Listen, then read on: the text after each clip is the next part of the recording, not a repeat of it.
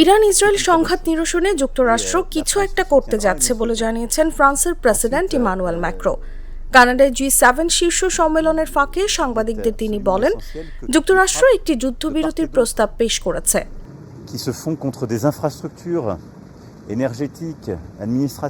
মঙ্গলবার the Times of ইসরায়েলের প্রতিবেদনে বলা হয়, ফরাসি প্রেসিডেন্ট ইরান ইসরায়েলে বেসামরিক নাগরিকদের বিরুদ্ধে হামলা বন্ধের আহ্বান জানিয়েছেন।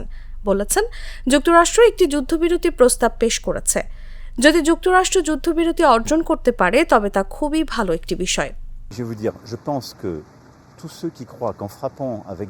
ফ্রান্সের প্রেসিডেন্ট ইসরায়েল ইরান উভয়কেই বেসামরিক নাগরিকদের বিরুদ্ধে হামলা বন্ধ করার আহ্বান জানান।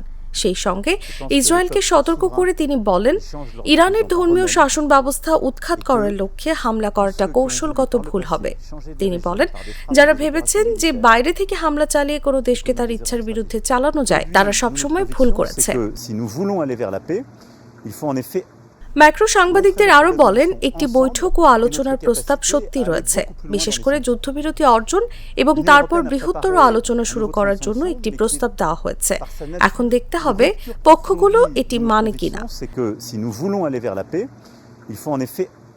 এদিকে ম্যাক্রো যখন কথা বলেছেন, ঠিক সেই সময় হোয়াইট হাউস ঘোষণা করে মধ্যপ্রাচ্যে ক্রমবর্ধমান সংকটের কারণে মার্কিন প্রেসিডেন্ট ডোনাল্ড ট্রাম্প সম্মেলন থেকে তাড়াতাড়ি চলে যাবেন।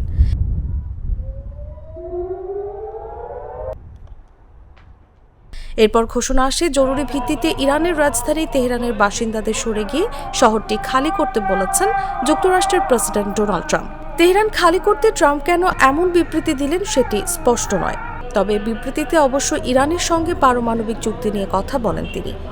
এতে ইরানকে দ্রুত সময়ে চুক্তি করার আহ্বান জানিয়েছেন ট্রাম্প।